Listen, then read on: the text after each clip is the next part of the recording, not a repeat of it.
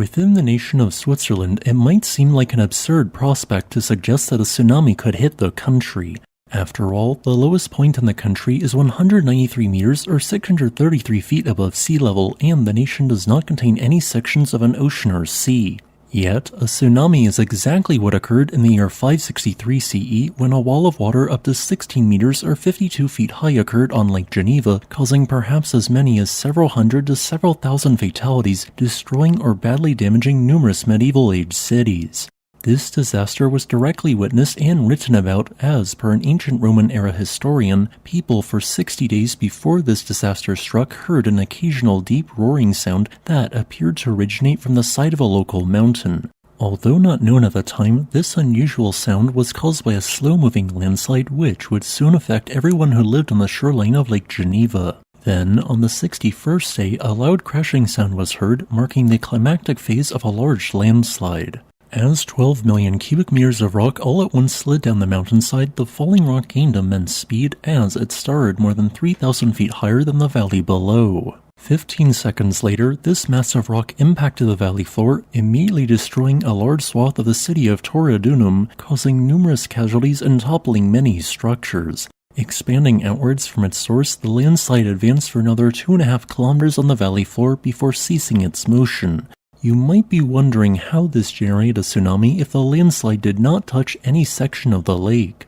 The answer is that this landslide almost immediately caused an even larger landslide to begin, as the brute force of the fallen rock destabilized a section of the valley floor which could best be described as a river delta. For thousands of years, abundant sediments had been placed here as small particles from the Rhone River entered Lake Geneva.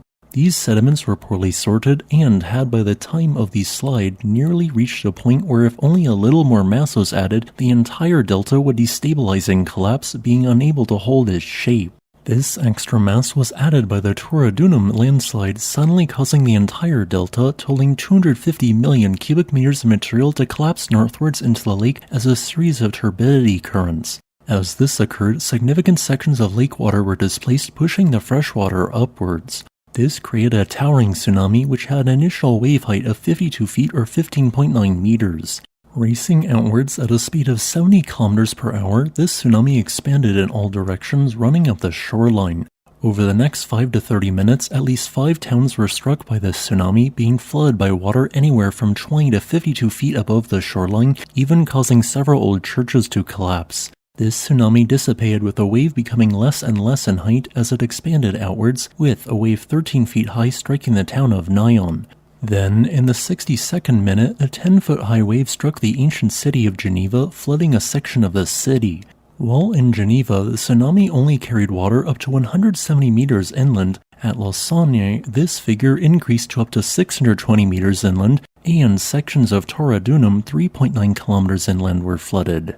So, why did this landslide and tsunami occur, and more importantly, can such an event occur again? Today, 650,000 people live on the shoreline of Lake Geneva, and many of these could be affected if another such tsunami was to occur. Currently, we do not know for sure if such an event could occur again in the future, or if a repeat event is impossible, as this is still a topic being actively studied. However, we do know that at least 4 other such tsunami events have occurred between this lake's creation 15,000 years ago and 562 CE, although this figure assumes that each recorded turbidity current, even if minor, generated a tsunami. As to why the first smaller landslide occurred high on the mountain, it relates to the Ice Age. During the Ice Age, the region was completely covered by glaciers. As these glaciers carved away against rock, their mere presence held up rock faces that would otherwise have failed. However, once they greatly retreated, some steep cliffs were no longer stable, allowing for slow movement to begin of certain unstable rock faces. As a final note, I would like to thank my new Patreon skitten for supporting this channel.